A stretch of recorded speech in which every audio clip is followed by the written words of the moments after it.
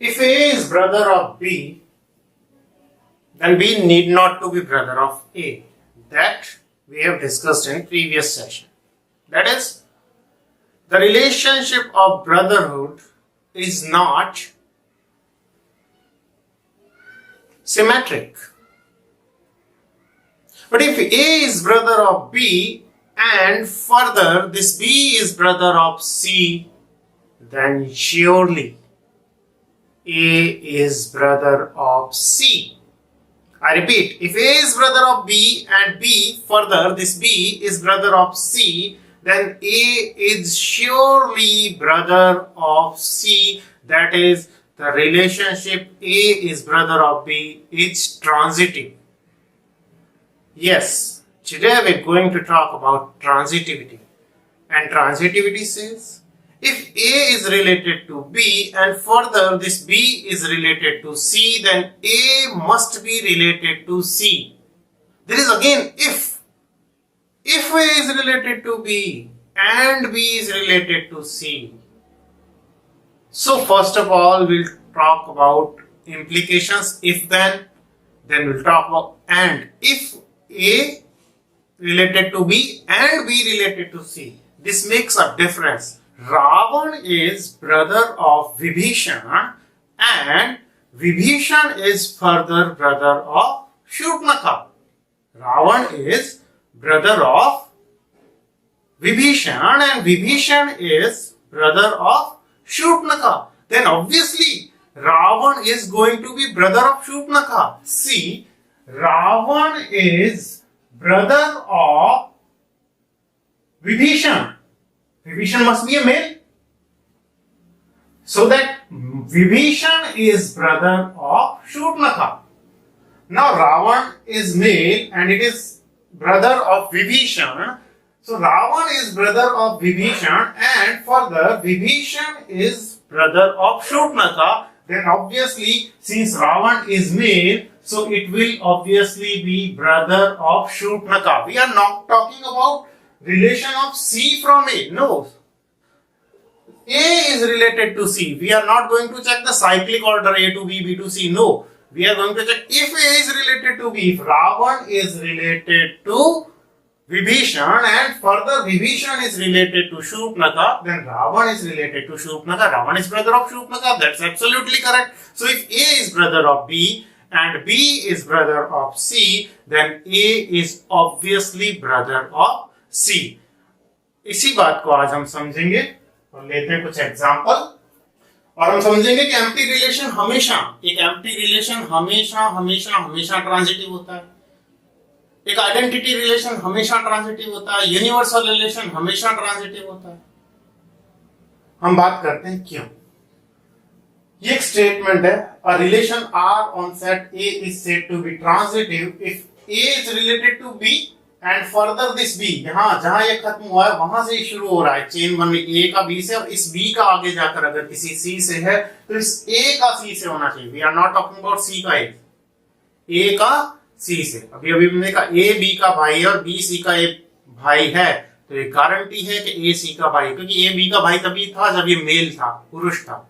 अब सी पुरुष है या स्त्री, इससे कोई फर्क नहीं पड़ेगा. तो आपने देखा ब्रदर होने का रिलेशन रिफ्लेक्सिव नहीं है. कोई व्यक्ति खुद का भाई नहीं हो सकता.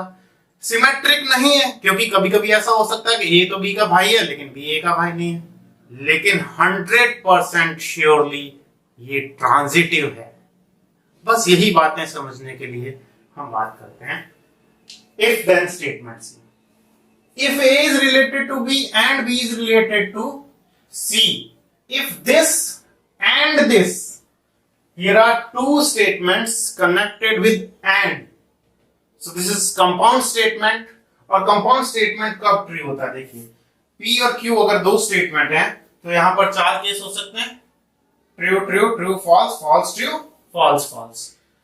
P भी ट्रू एंड Q भी ट्रू. P and Q. तो P भी ट्रू और Q भी ट्रू. यहां क्या हुआ, P तो ट्रू है लेकिन Q ट्रू नहीं. मैंने क्या कहा, P भी है एंड Q भी है. यहां पर P तो है लेकिन Q नहीं है, Q फॉल्स है, इसलिए अल्टीमेटली ये फॉल्स हो गया. यहां P नहीं है तो बात ही खत्म. वो कह रहा है P भी है एंड Q भी है. तो ये फॉल्स हो गया फाइनली हमारा इफ P एंड Q। फिर P भी नहीं है, Q भी नहीं है, इसका मतलब अगर कोई कहे मेरे पास पासपोर्ट भी है एंड लाइसेंस भी है। अब जिसके पास पासपोर्ट एंड लाइसेंस, ये तो ठीक है, ये पासपोर्ट तो है पर लाइसेंस नहीं, इसको कहेंगे तूने तो कहा था तेरे पास पासपोर्ट भी है लाइसेंस भी है, हमने दो गेट रखे हो, यहाँ से आगे वही जाएगा जिसके पास पासपोर्ट है, यहाँ से आगे वही जाएगा जिसके पास लाइसेंस है। तो क्या होगा, इसके पास क्या था, पासपोर्ट भी था तो यहाँ से आगे निकल गया, लाइसेंस भी था, ये इसका मतलब ये फाइनली स्टेटमेंट कैसा है, ट्रू, क्योंकि हम यहाँ से आगे पहुंच सकते हैं। यहाँ पे क्या हुआ, पासपोर्ट तो था, यहाँ से तो आगे निकल गया लेकिन आगे यहाँ गेट बंद नहीं निकल पा रहा, कनेक्टेड नहीं है। यहाँ पर यहीं से कनेक्शन टूट गया, आगे जा ही नहीं पाया, यहाँ पे ना यहाँ जा पाया, यहाँ नहीं गया तो आगे जा ही नहीं सकता। तो सीधी सी बात ये है, P एंड Q तभी ट्रू होता है, ये बहुत इंपॉर्टेंट बात है क्योंकि यहाँ एंड आ रहा है। P एंड Q ये हमारी हाइपोथेसिस है, हमारी हाइपोथेसिस कब ट्रू होगी, जब ये दोनों के दोनों ट्रू होंगे। लिसन इट, हाइपोथेसिस ट्रू कब होगी, जब ये दोनों स्टेटमेंट, क्योंकि बीच में एंड लगा, एंड लगने पे कब ट्रू होता है, जब दोनों के दोनों स्टेटमेंट ट्रू हो, अदरवाइज दोनों से एक भी फॉल्स है तो ये जो एंड वाला स्टेटमेंट है वो फॉल्स हो जाता है। So we are talking about this P and Q। P statement है कि A का B से रिलेशन है, Q स्टेटमेंट है कि आगे जाके B का रिलेशन किससे, C से। अब क्या हुआ, P and Q, P and Q का मतलब क्या हुआ, P एंड Q कब ट्रू होगा, जब दोनों के दोनों क्या हो, ट्रू हो। यानी कम शब्दों में समझिए, अगर A का B से हो एंड साथ ही साथ B का C से हो तब बात आगे बढ़ेगी, ये इफ कंडीशन है इसीलिए समझें। इफ P देन Q, अगर P होगा, P हो Q हो जाए कोई दिक्कत नहीं, P होने पे Q ना हो जो हम कल बात कर रहे थे तो ये होगा फॉल्स।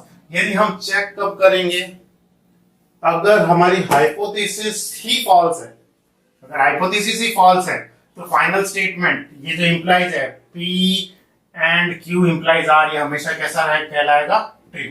तो यहां समझते हैं, एक बहुत सिंपल एग्जांपल लेता हूं, एक P एंड Q, अगर P और Q होंगे वो R को इंप्लाई करेंगे। एक व्यक्ति प्रार्थना कर रहा मंदिर में जाके, अगर हे भगवान, अगर मेरी अच्छी जगह पर प्लेसमेंट हो एंड और जिसे एंड मेरी सैलरी 6 डिजिट में हो तो मैं आपको पूरे 100 ग्राम पेड़े चढ़ाऊंगा। अगर if I have got placement and my salary is 6 digits per month, that is, then I'll offer you 100 grams of peda. Oh my God, आप समझ सकते हैं। अब क्या हुआ, PQR जब हम 3 स्टेटमेंट लेते हैं तो टोटल 8 केस बनते हैं, T 4 true 4 false, 2 true 2 false, again 2 trues and 2 false, true false true false true false true false, इतने केस बनते हैं। अगर ये नौकरी लगी, ये अच्छी तनख्वाह, ये दोनों हो तो मैं प्रसाद चढ़ाऊंगा। अब हुआ क्या, इन भाई साहब ने क्या किया, नौकरी लगी, सैलरी भी 6 डिजिट में थी और प्रसाद चढ़ा दिया, तो ट्रू। आप देखेंगे कि सिर्फ यहां ये फॉल्स है, इसके अलावा सब जगह ट्रू है। यही लोगों को समझ में नहीं आता, इसलिए हम इसका डिस्कशन कर रहे हैं। It will take a few minutes but let's understand. अब क्या हुआ, नौकरी लगी एंड तनख्वाह भी 6 डिजिट की है लेकिन प्रसाद नहीं चढ़ा है। तो अब वहां पर जो बैठा था जिसने प्रार्थना सुनी वो क्या, भाई क्या हुआ, तुमने बोला था नौकरी लगे और 6 डिजिट की सैलरी हो तो मैं प्रसाद चढ़ाऊंगा, नौकरी भी लग गई, 6 डिजिट की तनख्वाह भी, ये जो इनपुट है वो है, लेकिन जो हाइपोथेसिस है वो पूरी हो गई, जो कंडीशन थी वो पूरी हो गई। कंडीशन ये थी ये भी हो एंड ये भी हो, ये हो गया, फिर भी कंक्लूजन नहीं निकला, एक्सपेक्टेशन जो थी वो नहीं हुई, उसका इफेक्ट नहीं आया, तो 100 ग्राम पेड़े लेके नहीं आया। सिर्फ यहाँ फॉल्स होगा देखना, इसके अलावा सारे के सारे क्या होंगे, ट्रू। कैसे, अब अगली बार क्या हुआ, नौकरी तो लगी, लगे से उस नौकरी तो लगी लेकिन तनख्वाह कम थी, तो बातें खत्म हुई। जब इफ ही नहीं है, भाई मैंने क्या कहा था, नौकरी भी लगे और 6 डिजिट में सैलरी हो तब मैं प्रसाद चढ़ाऊंगा। नौकरी लग गई तो 6 डिजिट में प्रसाद नहीं है भाई साहब, यानी कंडीशन, ये जो हाइपोथेसिस है कंडीशन है, कॉज ही नहीं आया कि मैं 100 ग्राम चढ़ाऊं आपको प्रसाद। तो भाई साहब ये क्या हो गया, ट्रू। क्यों? क्योंकि ये जो स्टेटमेंट है ये कैसा है, फॉल्स। और शुरू का स्टेटमेंट P एंड Q जब जब भी फॉल्स होगा, हम P एंड Q की टेबल यहां बना लेते हैं, दोनों ट्रू होने पे ट्रू, दोनों ट्रू होने पे ट्रू, एक भी फॉल्स होते ही फॉल्स, एक भी फॉल्स है P और Q में तो फॉल्स, एक भी फॉल्स होते ही फॉल्स। हमने P एंड Q की बात की थी, दोनों में से एक भी फॉल्स हो तो फॉल्स हो जाएगा। P और Q में से एक भी फॉल्स तो फॉल्स, एक भी फॉल्स देन फॉल्स। ये कहानी है पूरी। R को मैं जस्ट रिपीट लिखता हूं, R तो T F T F T F T F। अब आपको देखना है if P and Q, if P and Q then R। if then में क्या होता है, जब भी कंडीशन फुलफिल हो जाए, if then जब भी कंडीशन फुलफिल हो जाए लेकिन कंक्लूजन ना आए वहां फेल होता है। अदरवाइज if वाला जो फर्स्ट स्टेटमेंट है पूरा, ये जब भी फॉल्स है, ये देखो if P and Q, ये जब भी फॉल्स है, जो रिजल्टेंट स्टेटमेंट है P implies Q यानी this implies this will be considered as true। हमें अगर हाइपोथेसिस ही हमारी करेक्ट, हमारी फुलफिल नहीं हुई, हमारी कंडीशन ही पूरी नहीं हुई, कॉज ही नहीं हुआ, तो हम डिस्कस नहीं करेंगे कि ये क्या आया, ये आए तो भी ठीक है रिजल्ट, ना आए तो भी ठीक, हम हमेशा ट्रू मानेंगे। यहां क्या हुआ, हमारी हाइपोथेसिस सही थी बट हमें कंक्लूजन नहीं मिला, इसलिए फॉल्स। हाइपोथेसिस सही, कंक्लूजन आया यानी कॉज था, इफेक्ट भी दिखा, मतलब ट्रू। तो सिर्फ एक केस में, यानी ये भी हो एंड ये भी हो फिर भी ये ना हो, वहां प्रॉब्लम। इसीलिए कई लोग क्या करते हैं, अपनी तरफ से ढूंढ रहे होते हैं कि सर देखो 1 2 भी नहीं है, 2 3 भी नहीं है एंड 1 3 भी नहीं है। अरे नहीं है तो किसने बोला, अगर 1 2 है उसमें रिलेशन में एंड 2 3 है तो 1 का 3 से होना चाहिए, if this and this then. अब 1 2 है, 2 3 है ही नहीं, तो आप 1 3 क्यों ढूंढोगे। इसीलिए नल सेट जो होता है, एम्प्टी रिलेशन जो होता है, हमेशा ट्रांजिटिव होता है, क्योंकि वहां गारंटी है कि अगर ए का बी से है और बी का सी से, इसका मतलब अगर है तो, क्योंकि वहां है ही नहीं, अगर है तो हम कहेंगे बिल्कुल। अब क्योंकि है नहीं, इसका मतलब कंडीशन ही फुलफिल नहीं हुई, हाइपोथेसिस ही नहीं है, इसका मतलब हमेशा दिस इंप्लाइज दिस को करेक्ट माना जाएगा। तो सिर्फ एक ही ढूंढना है कि अगर ए का बी से हो और साथ ही साथ बी का सी से है, फिर भी ए का सी से नहीं है तो वो ट्रांजिटिव नहीं है, अदरवाइज वो ट्रांजिटिव है। This is how we talk about transitivity. अब हम कुछ एग्जांपल्स लेके इसको डिस्कस करते हैं।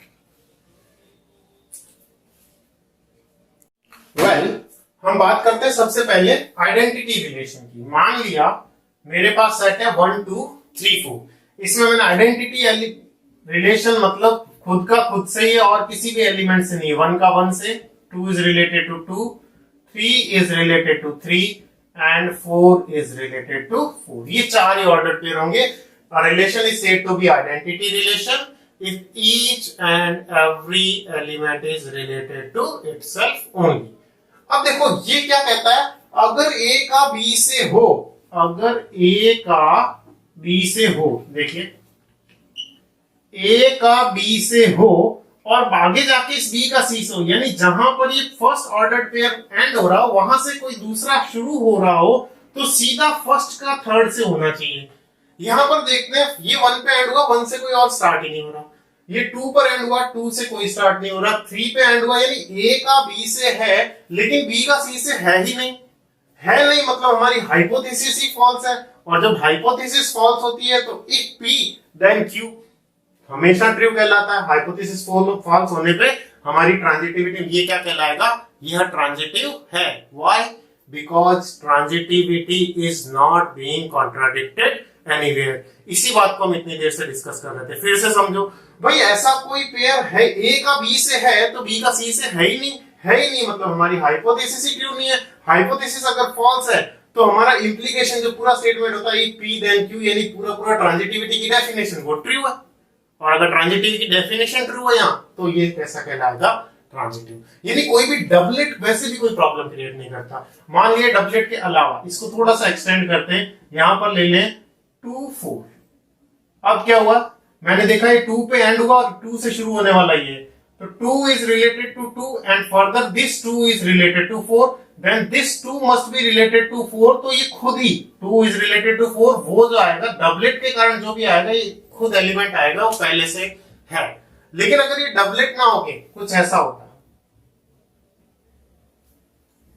तो प्रॉब्लम होती, हमें एक पेयर शायद जरूरत पड़ती। कैसे, देखिए 2 पे एंड हुआ 1, 2, 1 का रिलेशन है 2 से कोई शुरू हो रहा है इनमें से, yes 2, 4। If 1 is related to 2, if A is related to B and B is related to C, then A must be related to C।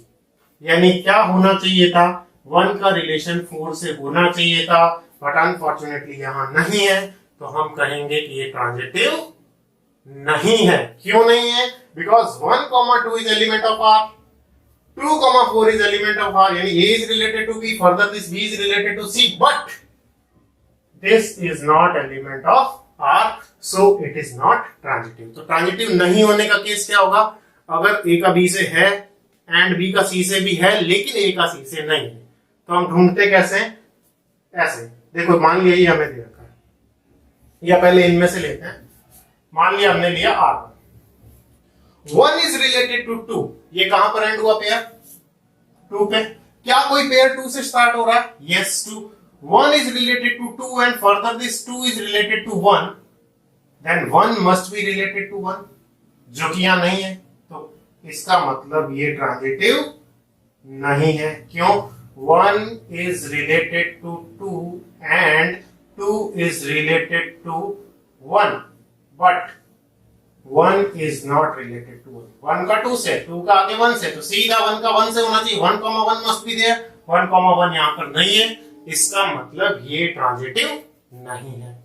ध्यान दीजिए दो चीजें, नहीं के लिए क्या होगा, एक काउंटर एग्जांपल देंगे, और कोई है उसके लिए क्या होगा, या तो हमारा रिलेशन ही ऐसा है जिसमें A का B से होने पर आगे B का C से रिलेशन होने की संभावना ही खत्म है। जैसे हम आइडेंटिटी रिलेशन लें, अगर A का B से है तो उस आगे जहां पे एंड हुआ है वहां से कोई स्टार्ट होने की चांस ही नहीं, क्योंकि 1 का 1 से है, 2 का 2 से है, 3 का 3 से, आइडेंटिटी एलिमेंट में सारे अलग अलग हैं, कोई भी वापस मैच नहीं हो रहा है। तो इस टाइप में चेक करने की जरूरत ही नहीं होती है, क्योंकि A का B से है तो B का C से है ही नहीं। अगर A का B से है और ये नहीं है, इसका मतलब हमारी हाइपोथेसिस ट्रू नहीं है। अगर हमारी हाइपोथेसिस ट्रू नहीं है तो स्टेटमेंट हमेशा हाइपोथेसिस ट्रू ना होने पर स्टेटमेंट कंडीशनल हमेशा क्या माना जाता है, ट्रू। ये बात अच्छे से समझ ले। इसीलिए एम्प्टी रिलेशन की बात करें, एम्प्टी रिलेशन में क्या है, there is no any element, there is no order pair, तो ना A का B से है ना B का C से है। इसका मतलब हमारी जो हाइपोथेसिस है वही फॉल्स है, और हाइपोथेसिस फॉल्स होने पर इतनी देर जो सारी रामायण कर रहे थे इसीलिए कर रहे थे कि हाइपोथेसिस अगर फेल हो जाए, हाइपोथेसिस अगर फॉल्स है, तो हमारा इंप्लीकेशन यानी कंडीशनल स्टेटमेंट यानी definition of transitive, if this then this, यानी ट्रांजिटिव होने की कंडीशन हमारी, अगर हाइपोथेसिस फॉल्स है तो ट्रांजिटिव होने की कंडीशन यानी कि स्टेटमेंट हमेशा क्या माना जाता है, ट्रू। तो अगर हाइपोथेसिस ही नहीं है, ऐसा कोई केस ही नहीं है कि A का B से हो और आगे जाके B का C से हो। देखो कैसे, सबसे बढ़िया एग्जांपल हमारी बुक में ही है, फर्स्ट क्वेश्चन का 5th part, X is wife of Y। If X is wife of Y, X is wife of Y मतलब इसको फीमेल मानो, और wife of Y यानी Y क्या हुआ, mail. If X is wife of Y, X is female and Y is male, then Y cannot be wife of someone। भाई Y तो mail है, ये कोई चांस नहीं है कि ये किसी की वाइफ हो। इसका मतलब if A B is there, then there is no BC। A का B से तो आगे जाके इस B का C से रिलेशन हो ही नहीं सकता, मतलब हमारी हाइपोथेसिस फॉल्स है, और हमारी हाइपोथेसिस फॉल्स है तो इफ देन वाला स्टेटमेंट ट्रू माना जाएगा, यानी कहीं भी ट्रांजिटिविटी कॉन्ट्राडिक्ट नहीं हो रही है। यही सबसे बड़ी प्रॉब्लम है। पुरानी कुछ एक बुक्स में इसका आंसर दे रखा है कि ये ट्रांजिटिव, अभी हमें क्या पता लगा ये ट्रांजिटिव है। क्यों है? क्योंकि ट्रांजिटिविटी कॉन्ट्राडिक्ट नहीं होगी, लेकिन वहां लिखा इट इज नॉट ट्रांजिटिव। कुछ एक बुक्स में एक दो पार्ट्स गलत दिए हुए हैं, निश्चिंत रहें, इसीलिए इतनी मेहनत की गई है। क्या है? If x is wife of y, then y cannot be wife of z, that is the pair yz cannot be found, means hypothesis is false. Hypothesis is false, then conditional statement is always considered to be true. That is what we discussed. अब father में देखिए, if x is father of y, x is father of y, अगर x father है y के, तो y किसी के father हो सकते हैं? ऑब्वियसली हो सकते हैं। मान लिया हमने शुरू किया दशरथ से, Dashrath is father of Ram and further Ram is father of Luv. Luv Kush दो बेटे थे राम के। चलिए, अब क्या हुआ? Dashrath is father of Ram, X is father of Y and Y is further father of Z. Then Dashrath can not be father of Luv because वो तो उसके ग्रैंडफादर हुए। इसका मतलब if x is related to y, y is here, we see that x is related to y, y is related to z, but Dashrath is not father of love.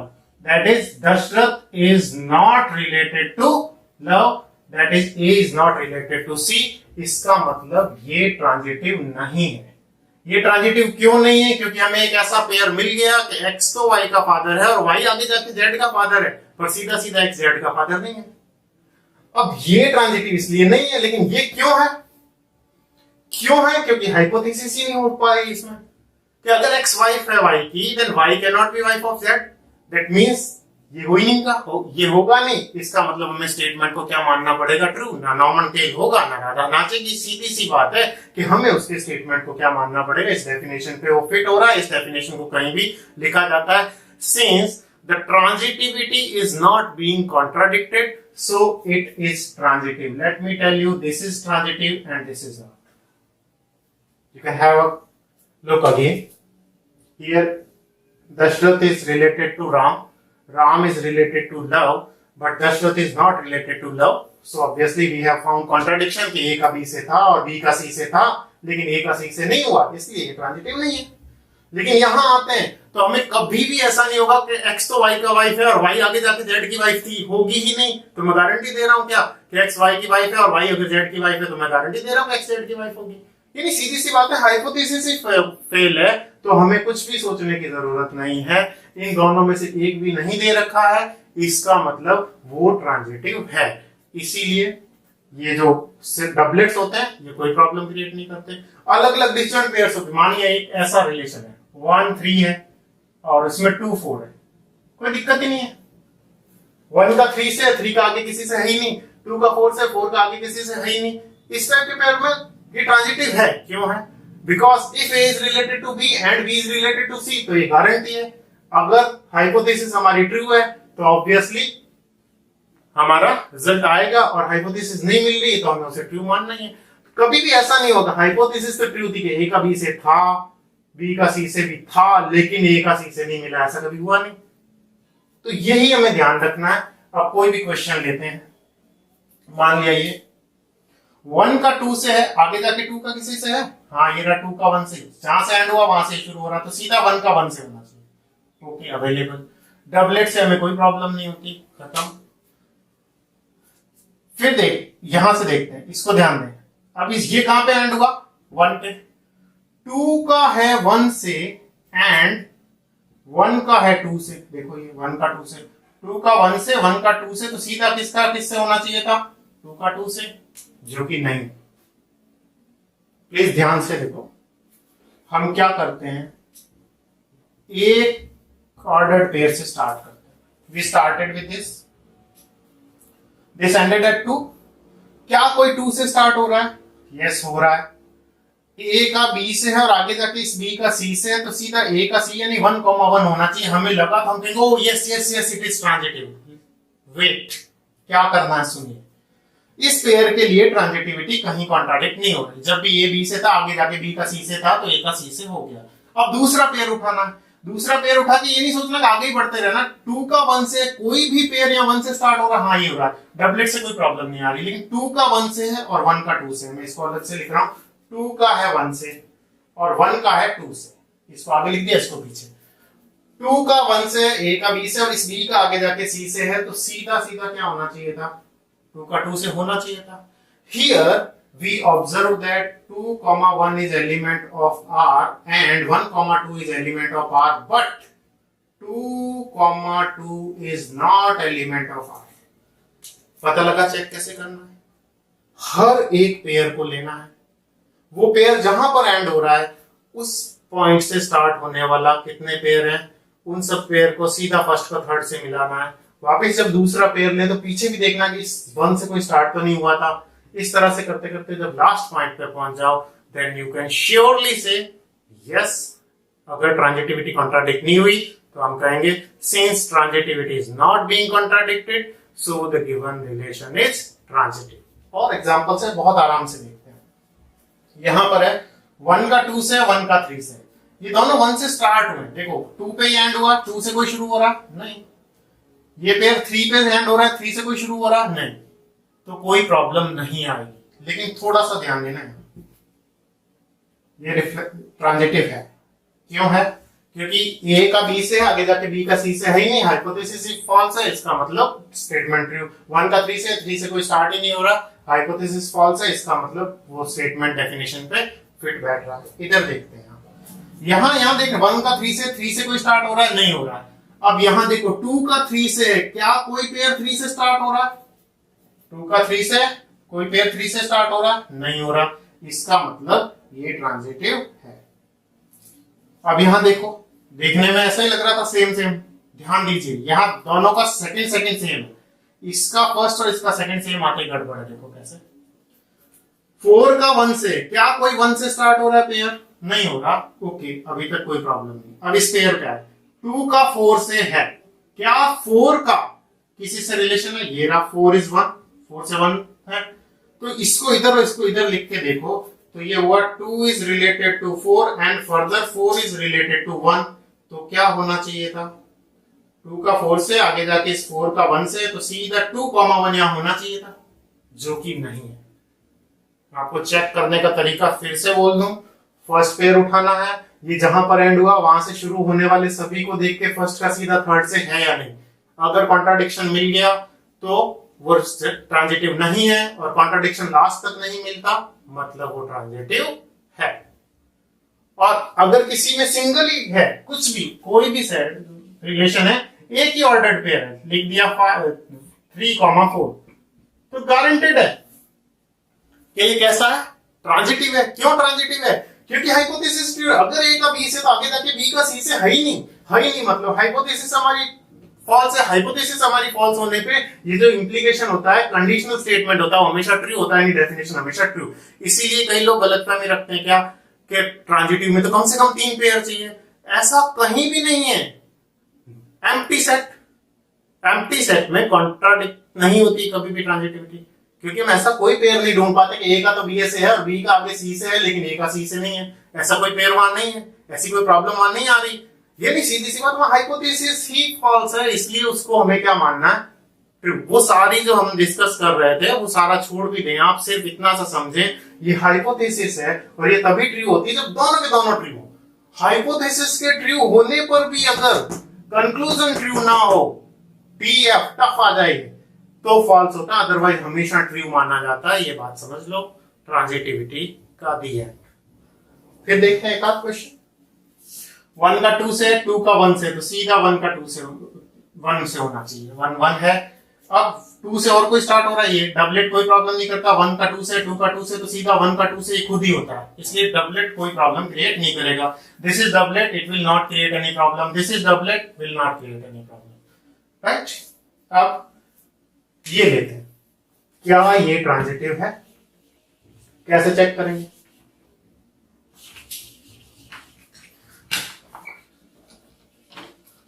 One का 2 से, क्या कोई भी pair 2 से शुरू हो रहा? ये हो रहा है, ये डबलेट है, it will not create any problem. और कोई 2 से शुरू हो रहा?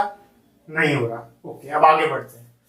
2 का 2 से ये डबलेट है, ये कोई भी प्रॉब्लम क्रिएट नहीं करेगा। This doublet will not create any problem, this doublet will not create, doublet मतलब खुद ही से, खुद से डबलेट 1 1 2 2 3 3 4 4 सेम एलिमेंट का रिलेशन खुद से हो, वो नहीं। अब यहां देखते हैं 3 पे एंड हुआ, क्या कोई भी पेयर हो, अभी शुरू से देखना, डबलेट को छोड़ दें और किसी, क्या कोई 3 से शुरू हो रहा? नहीं, ये 3 से शुरू हो रहा है, 1 का 3 से और 3 का 3 से, सीधा 1 का 3 से खुद ही होगा, यानी डबलेट कभी भी कोई प्रॉब्लम क्रिएट नहीं करता, ये बात अच्छे से समझ लें। अब आता है ये 3,3, 3 का 3 से है, डबलेट है, ये कोई प्रॉब्लम क्रिएट नहीं करेगा।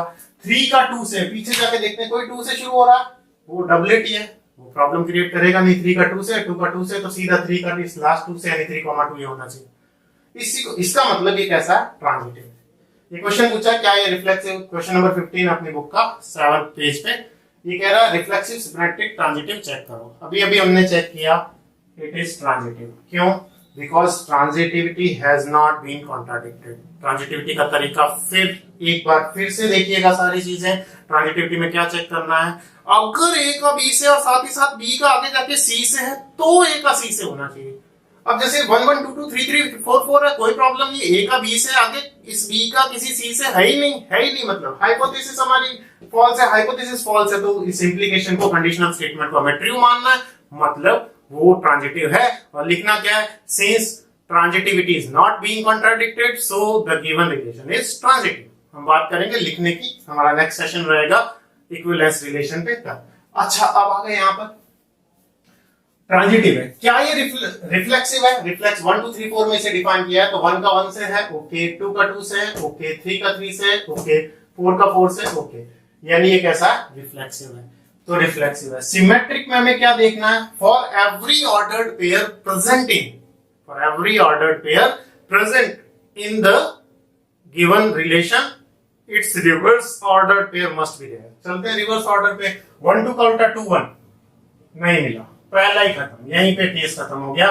1 2 is element of R, but 2 1 is not element of R, so it is not symmetric. So reflexive है, सिमेट्रिक नहीं है, लेकिन ट्रांजिटिव है। तो रिफ्लेक्सिविटी और सिमेट्रिसिटी से ट्रांजिटिविटी को कोई लेना देना नहीं है। फिर देख लें, मान लो कोई ये लिखे, ए रियल नंबर के सेट में ए इज ग्रेटर देन बी, तो क्या ये रिफ्लेक्सिव है? क्या कोई नंबर खुद से बड़ा हो सकता है? नहीं, तो रिफ्लेक्सिव नहीं है। क्या ये सिमेट्रिक है कि अगर ए बी से बड़ा होगा तो बी ए से बड़ा हो ही नहीं सकता? तो ये 7 is greater than 5, then 5 can not be greater than 7, यानी ये सिमेट्रिक भी नहीं है, लेकिन ये ट्रांजिटिव है। क्यों?